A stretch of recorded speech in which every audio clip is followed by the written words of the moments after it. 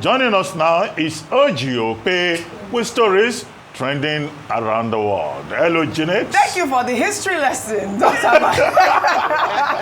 The legendary Dr. Abati. How are you this morning? Perfect. Good morning, Ayo. How are you this morning? I'm doing fantastic. It's cold and rainy. It's raining today in Lagos. Rufy on fire. How are you this morning? Ojinika. You sent me pictures of your medical outreach program yesterday. Yeah. Everyone, kudos to Rufy as always. If we can have those pictures really quickly. Tell us a little bit about what happened over the weekend. Quickly.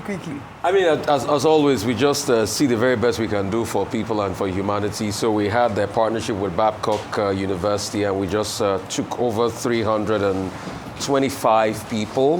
We gave them medical care. We saw them, and we had over 20-30 doctors from Babcock University there, and they attended to people at the center. So that's just what we did, and we normally will do this from time to time. Fantastic. And thank you for showing it to the world. Of course, but Rufy, focus. Yes. Because people have diabetes, they have high blood pressure, We had diabetes, we had high blood pressure screening, we had general health check screening. We also, looked at people that we could get medical intervention for, and we helped them.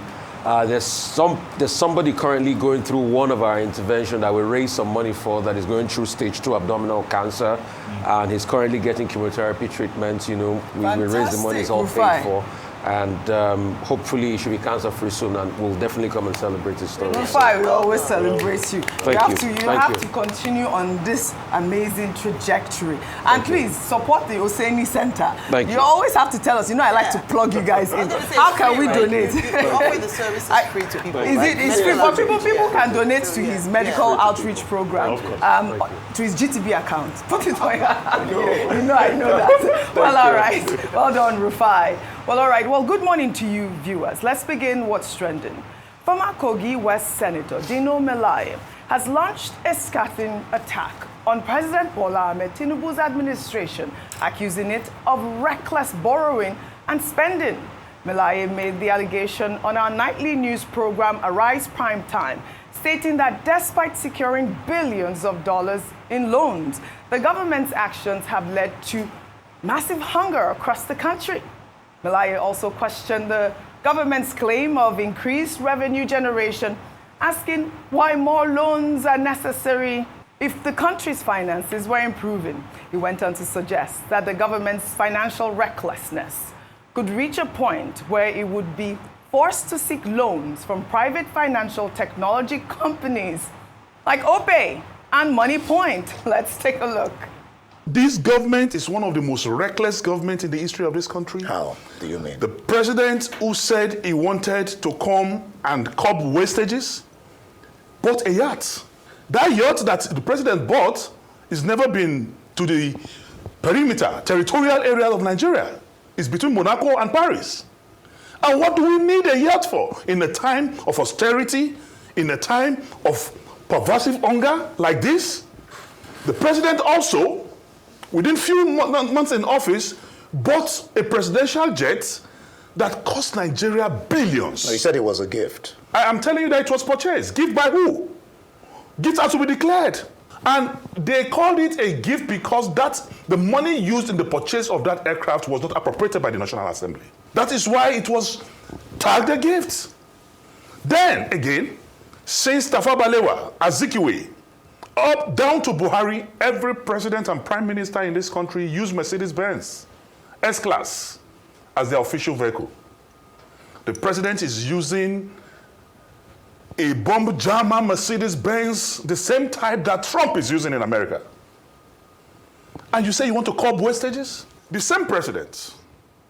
In the 8th Senate, the budget of the National Assembly was 150 billion. From 150 billion, today the president have increased the budget of the National Assembly to over 370 billion. I can catalog all this. Bought a yacht, bought a Cadillac, bought an aircraft, increased the money of the National Assembly, and I've borrowed like no other president in history. If you are making more money, then why are you borrowing? Yeah, and we will not be surprised if the president starts borrowing from OjyOkpe and Money Points very soon.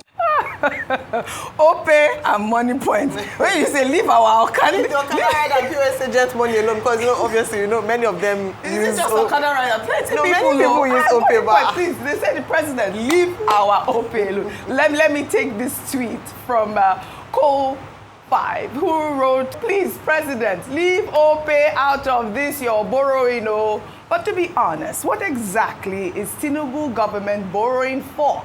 Infrastructure, health sector, educational sector, electricity, mega city, poverty alleviation. What exactly gone? Because Koyewa, Dr. Martinez, that's what this guy is saying. Koyewa, go ahead. Very quickly, I think context should be important in this matter. Yeah. Senator Dino Melaye is a chieftain of the ADC, an opposition association or party, whatever label you may want to use. So you do not expect that he will praise the Tinubu administration. Yeah. And he's a very articulate, outspoken personality. So he's accusing the government of borrowing. Now let's look into the details. President Tinubu said, we have met revenue projections. We're making a lot of money from non-oil, and we are not borrowing from Nigerian banks, domestic borrowing. Now, in that regard, the administration was praised for freeing the space, the fiscal space, the financial space for private businesses in Nigeria. If government is not borrowing heavily from domestic banks, then businesses will have more space, more leg room for them to borrow. So that's how I'm surprised that Senator Melaye is talking about borrowing from Money Point and OPE. And I don't think I don't think that is the kind of money that the Nigerian government will be looking for in terms of capacity.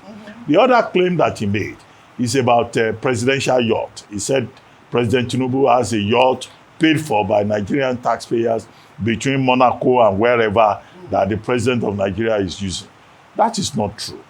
Now, when this issue of the yacht came up, it wasn't even the Tinubu administration that talked about yacht. It was the Buhari administration in the 2023 supplementary budget. And at that time, when the controversy came up and people were saying, why yacht for president and all that, the Nigerian Navy came forward and said, no, it was a vessel being used for naval operations that was named presidential yacht. It's not for President Tinubu, so it's not something that was purchased for luxury. But in this country, in politics, you can bring up anything that is sensational. But I think that what I've provided can be fact-checked because it seems to be the empirical fact. It's the empirical fact on this particular issue. Maybe the Navy maybe they can contradict me, but that's what I remember. What was the other thing? What's the other thing? Finally, the point made by Senator Melaye is accusing the government of reckless spending. Yes. Okay. Now, many Nigerians will say, well, there's a lot of spending. However, it's not borrowing that is the problem, as economists will say. Yes. It is what you do with the borrowing. Are you providing the infrastructure? Are you being productive? Is there, efficiency within the system?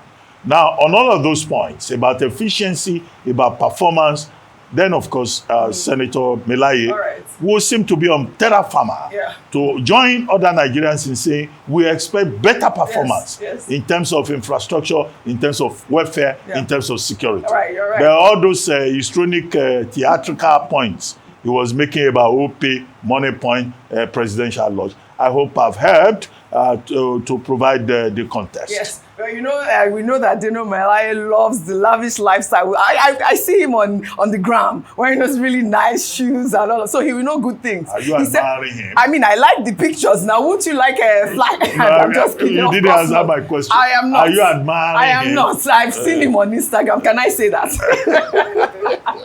But he loves the lavish lifestyle. He said Tinubu was riding the same Mercedes as Trump. I don't think I've seen it, but I've seen Tinubu's Escalade. You have seen it, right? And I think we played that on. But wait, before I come to you, because I know that you want to speak, Dr. Mati will not let me rest. Free OG. Well, in another development, because he also talked about Tajudeen Abbas during that interview, the Speaker of the House of Representatives, Abbas Tajudeen, has clarified reports that he condemned the Tinubu administration's borrowing during a presentation at the West Africa Association of Public Accounts Committees conference on Monday. The Speaker, who was represented by Julius Ihobere, revealed alarming statistics, noting that Nigeria's public debt to GDP ratio currently stands at around 52%, which is significantly above the statutory ceiling of 40%. He also expressed concern as Nigeria's total public debt has now soared to a staggering 149 trillion naira. While in a swift rebuttal, the Speaker's special advisor on new media clarified that while the Speaker is concerned about the country's rising debt, he does not believe all borrowing is bad. Instead, he views public debt as a potential tool for growth, provided it is managed prudently. Now, let me take Olalekan's tweet. They wrote on X, the real problem isn't public debt itself. It's the absence of accountability and transparency in how Nigeria's leaders manage public funds. Over the years, billions have been borrowed, from the $3.4 billion IMF loan during COVID-19 to billions from the World Bank and China Exim Bank for power, rail, and road projects. Yet, ordinary Nigerians are asking, where are the lights? Where are the jobs? Where are the impact on daily life?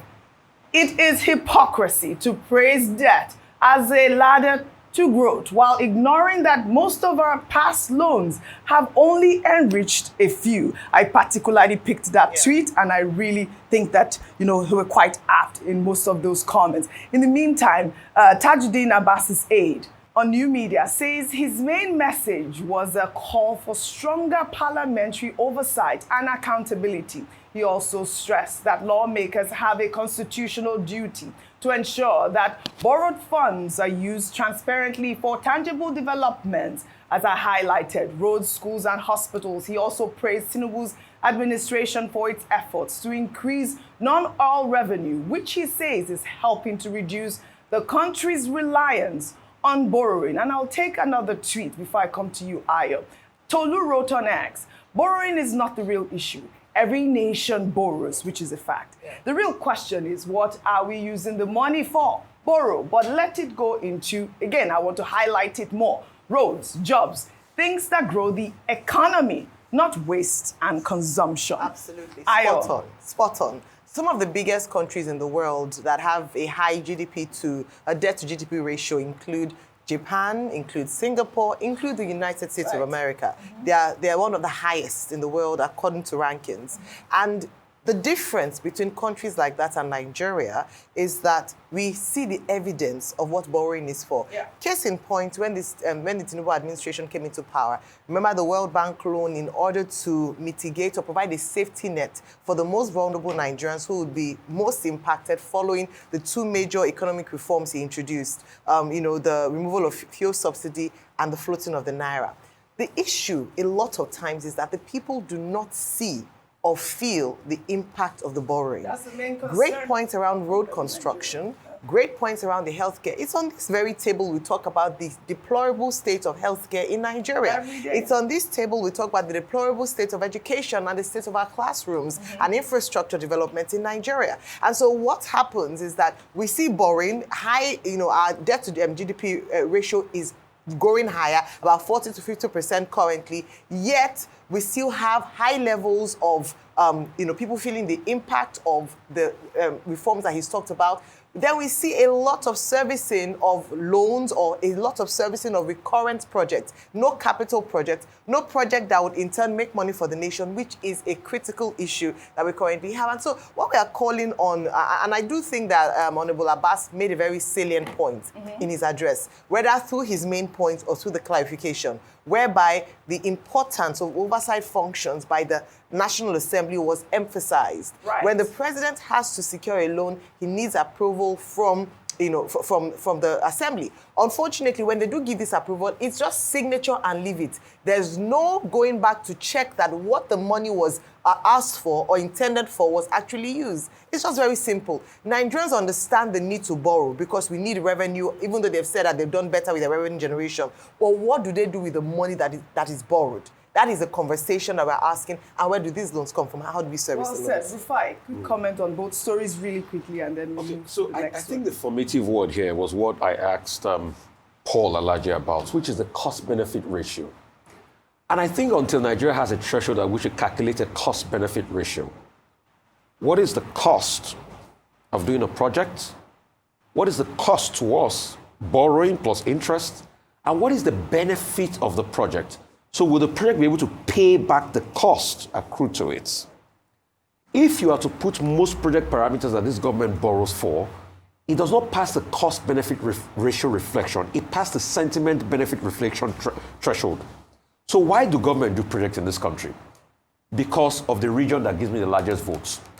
And that's why you see politicians arguing that, oh, you've done more projects in Lagos compared to the Southeast and all of that. Anybody that comes to power says, how can I do more projects in my region to be able to suit my people's interest rather than the cost-benefit analysis? So most of the projects the government claims they are doing, have they ever looked at the cost-benefit analysis? If you do not solve that problem, then you will waste the money you are borrowing. A great instance in point is the case of COVID. We drew down 30 trillion in ways and means for COVID.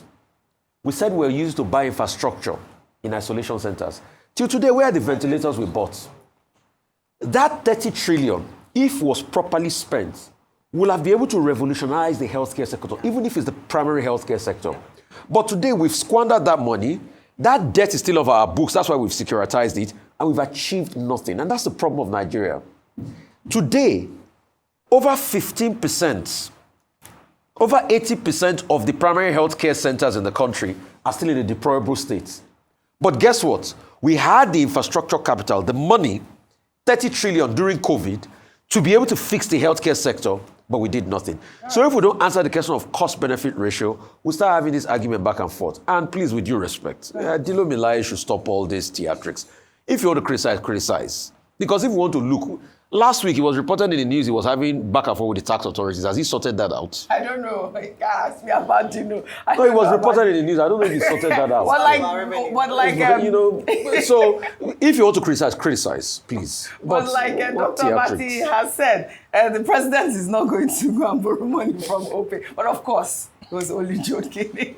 He was really only joking. Well, in another development, tensions were high in Lagos after a massive protest erupted this weekend, leading to the closure of the Third Mainland Bridge. Residents from the Oworonshoki area took to the streets to protest the demolition of their homes by a Lagos state government enforcement team. The protesters who blocked the inward lane of the bridge claimed that their houses were being demolished without sufficient notice or compensation.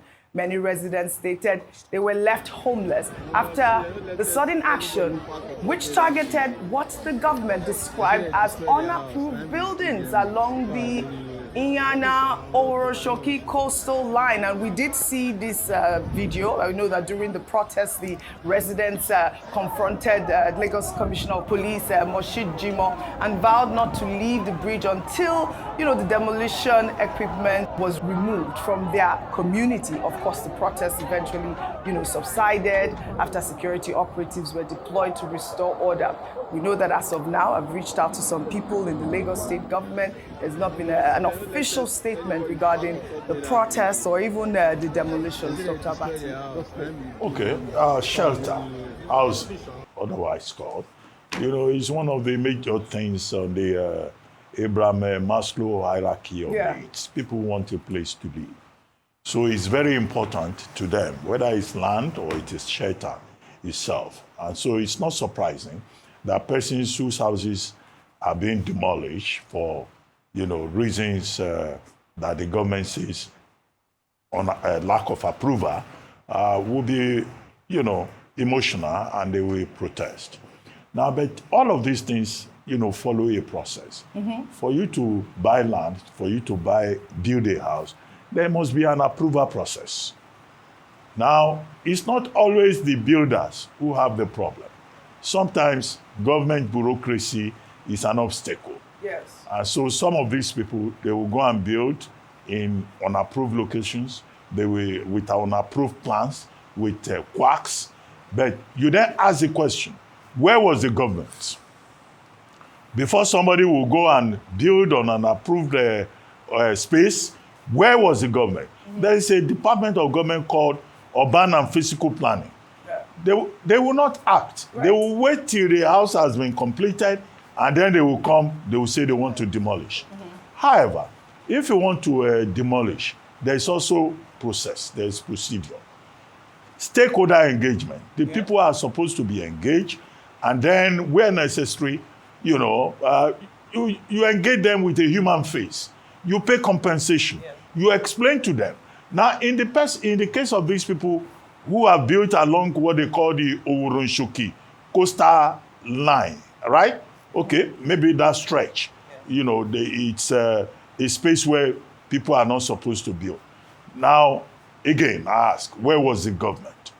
And even if you are going to evacuate them, if you are going to demolish their buildings, you engage them. Housing remains a major problem in Lagos and elsewhere, despite the effort of government. So some people will come together, they will try to erect a place where they can live. And then you just go without notice. These protesters are saying, without engagement. That's what they're saying. And then you go and demolish their houses. Really? And yet in this same Lagos, I interviewed some people, I think they are from Magodo Phase 2. There is a section in that Magodo Phase 2 estate that the Landlords Association said, look, this place is not for development. So determined by even the Lagos State government. The same Lagos State government officials gave approval for some people to go and erect buildings there.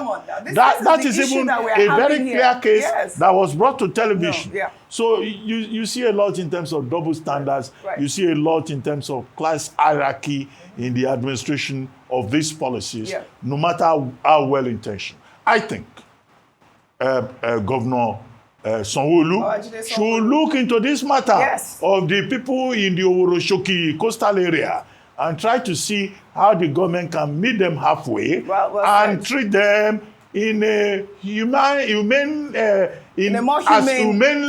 possible manner as possible. Well said, Dr. And not Abbas. to be seen to be terrorizing them and punishing them, whatever the omissions may have. All right, well said, Dr. And that's why I thought it was important to highlight this story for the people of Oworonshoki to, put some voice in that matter, because I'm still waiting for, an official statement from whoever it is that is in charge of that area, and hopefully we'll bring back that story to our viewers. But still in Lagos. You don't have a landed property there. No, I don't have Oworonshoki.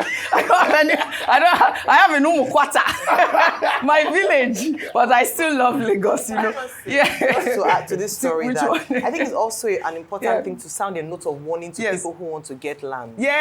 Make sure you go through due process, get your documents right, and you're not building illegally. But what is the due process also sometimes can be difficult to go through. That's what I agree with that. I'm just saying that on the other side, because sometimes we see this, the people are complicit. Then when the government wants to carry out its right, they will now come out and cry. So I just want to say, going forward, now that we see, because there were demolitions in Maryland and other parts. Yes, I also have another story. Hopefully I'll bring people that. I'll bring, there was a personal story I have of traders and family people losing their homes. So please, let us need more clarity on this information, really. The people of Oworonshoki have gone out on the Third Mainland Bridge. It's important for the Lagos State government to respond to their plight. Well, still in Lagos, a video posted on Facebook by journalist Deji Badamasi, who is also the founder of TV360, highlighting a dangerous open manhole along the airport road in Ikeja, caught the attention of the Lagos State government.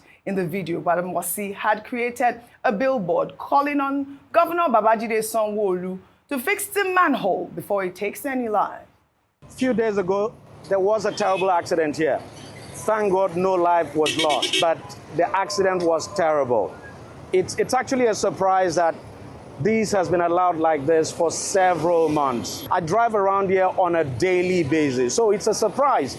I wouldn't know what happened to the manhole, the cover now, if it was stolen, but no matter what, you would expect that the authorities ought to have come here to fix this.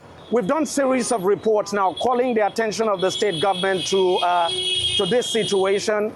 But so far, there's been no response. And so I decided to erect this sign, hoping that the governor would see this. And if the governor doesn't see this, if he doesn't drive around this area, at least some of his aides who would drive around this area would see this and then try to fix this manhole. It's a disgrace for a mega city like Lagos. All right, citizen action there. Well, within 24 hours after making that video, the Lagos state government sent officials to cover the hole. The officials walked through the night to ensure that the manhole was covered, and Badmus was there to report the progress. The manhole has now been covered. Job well done. From what I can see, that's the manhole over there. It's been covered. This is the kind of response we want to see. So going forward, we expect that, all the open manholes across the city will be fixed. Thank God that the Lagos state government has responded in this case. So well done, and kudos to the Lagos state government, kudos to the Lagos state governor, and to men and officials of the Lagos State Public Works Corporation. Well done. Well done, and I love this sort of story. I thought it was so important to highlight the sort of response we got from the Lagos state government regarding that manhole. And what we have seen here demonstrate how, citizens' actions can, prompt a positive response from the government. We did the same thing when the Minister of Works, Dave Umahi, went out there.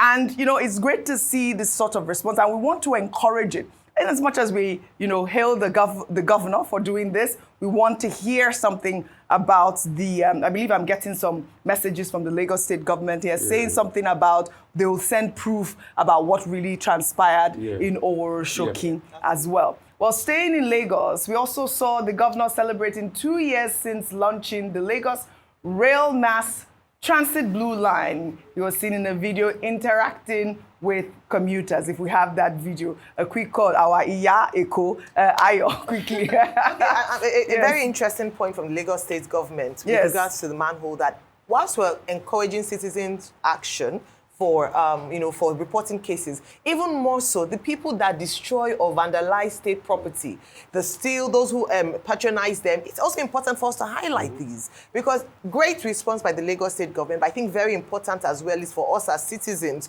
to have zero tolerance to people who go to vandalize our state resources, and then we have to pay money to fix it. But I'm really grateful that the response was quite swift. And let's encourage more people to send videos like this and even videos of people who vandalize and actually take responsibility and ownership of what belongs to the state. Well done to the Lagos state government. So I have one lot. Somebody just said, Rufai, there's a manhole by CMS Bookshop. It has been there for over 5 years. Manhole, CMS book. Okay, very good. Somebody sent me a message. Okay, everybody sent me a message. Maybe this is your segment. Maybe we'll start doing phony. Yes, I think I like that. Please, management, take note. To make it more interactive. I love it. Yes, I love it. Please, go ahead. This person says, I thank the Badmus for drawing attention to this and following up to the end. But good citizenship goes beyond dramatic and effusive exuberance that many embrace. Yes, how many of us are joining the anti-vandalism battle? Who are the merchants of evil, buying the stolen steel on manholes and the railings yanked off on our bridges? Who tampers with traffic lamps? Why deface and abuse bridges? When are we going to act when the vandals launch their attacks? Don't they live among us? To those who may want to go Deji's way, I say not so fast. Thousands of manholes have been stripped of their steel covers. Lagos state government will keep fixing them. Many have been hauled before the courts and sent to jail, yet the evil trade thrives. It is a shame of our society. Those caught will continue to face the consequences of their crimes. But we must all take ownership of public property. That's true. It costs a lot to provide them. That's true. That is the true meaning of good citizenship. All right. That's what the person said to me. So to the point that it's about citizenship. It's about citizenship. Government will build something. Correct. You will see some of our elements. Nigerians, they will go and destroy it. We've seen it. True. The train tracks, the electricity wires, all of that. They sell them. So, So it's not just about government. Yes. It's about the citizens Yes. who are thieves, I who like are that vandals. point. I like and when they are apprehended, they must be punished. But I want to also continue to encourage you, citizens. Please send me videos. I want to highlight them so that these roads will be. Please send me videos. Send me information. I will highlight it. Start with the roads. I will highlight it. Start with the roads in Delta State. I did it now. Those states. But I did now. You don't remember. You forget quickly. Please, let's do the videos. I'm sorry, yes. Oji. Sorry, take my. I know because of time. I want to highlight one. Which one? Somebody made a promise the other day. I think it was the deputy governor of Delta State that they were going to fix lights in Umukwata. Yes, Ndukwa. Yes, I got that guy. Has it been done till date? On Sunday, I interviewed another person. He said we have done the investigation. That is Ndukwa Nation. Thank you very much, my brother. No. Ndukwa Have they Nation, done the power? He's going through it. Hopefully, by the end of this month, it will be done. He promised 2 months. My mother's village has not had light in 20 years. We had people, no electricity. That's all I'm saying, Dr. Abbas, because I can see your face. No, you said village. My mother's hometown, my mother's home community. Do you have a village? Do you have a village? No, I'm from a city. For people that live in the village. Just for people that live in the village. Yes, please. Very important. And we're calling on the deputy governor of Delta State who had promised that they were going to give my mother's village people light. Ndokwa West, Emuno, Kwale, all of those areas, they have been living in darkness for almost 20 years. Very unfortunate. Now, let's go to Kebbi State, highlighting a shocking video showing the experience of a patient in the Kangiwa General Hospital. The video, which is now being widely circulated online, shows an elderly man lying in a desolate room on a bed frame that doesn't even have a mattress. The man, as we'll see in this video, is also in the middle of getting a treatment. He appears to be attached to a drip machine. The person filming was saying, and I quote, "See the way they collect money for hospital items from patients. Yet, see how patients are lying on bare bed with no mattress, pillows, or bed covers." I mean, Rufai, what is this? The question now is, what does the governor of Kebbi State think about this video, Dr. Nasir Idris? I mean, we really need to highlight this actual hospital. We haven't seen any statement or comment from his administration about this particular hospital or medical care in his state. I thought it was important to highlight it also for, the governor or the government spokespeople to respond to that hospital right there. We also hear that in Abuja, the Association of Resident Doctors has officially begun a 7-day working strike with resident doctors calling for urgent reforms, according to the president of the association, George Ebong. Doctors in Abuja are under immense pressure because of insufficient staffing. Speaking on Arise News, Ebong called on the federal government to address the issues. Among their demands, the association is asking for the recruitment of more healthcare professionals, proper medical supplies, hospital renovations, as well as the timely payment of their allowances and salaries. This is what we are seeing coming out of the Federal Capital Territory. 30 seconds, really, Rufai. Oji is very apt, and I'm just going to tie it to the KB hospital thing. Yes. See, we need to be able to make investment in the healthcare sector. The minister was saying the other day that you have just only 15% in capital expenditure available. How can you run a country when over 80% of the primary healthcare centers are problematic? How would you have problems when, see, Oji, it's been over a week now that the doctor overworked himself to death. Nothing has been done. I think the Medical Association wrote a letter about that incident in Port Harcourt.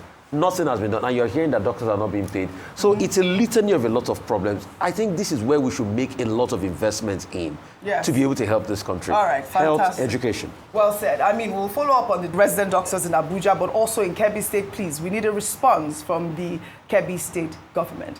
Shall we take our good news report now? Highlighting Ogechukwu Chukwu, a young scholar who has received multiple awards for her exceptional academic performance. Her story of brilliance was shared by her mother in a video post that has since gone viral on social media. The video captured Ogechukwu as she consistently excelled, setting a remarkable record throughout her secondary education. For 4 consecutive years, she was the top-ranked student, achieving first place in every subject. And in her final year, Ogechukwu once again emerged the overall best student, securing first place in 7 of her 9 subjects. Let's take a look.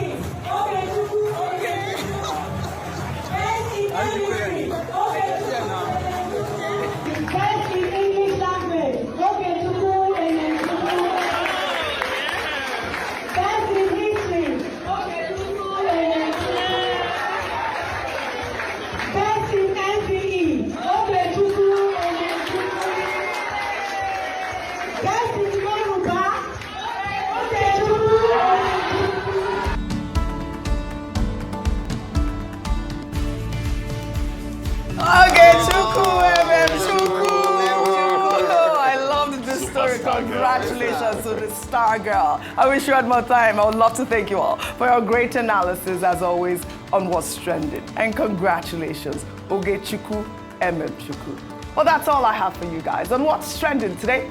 I'll see you all tomorrow.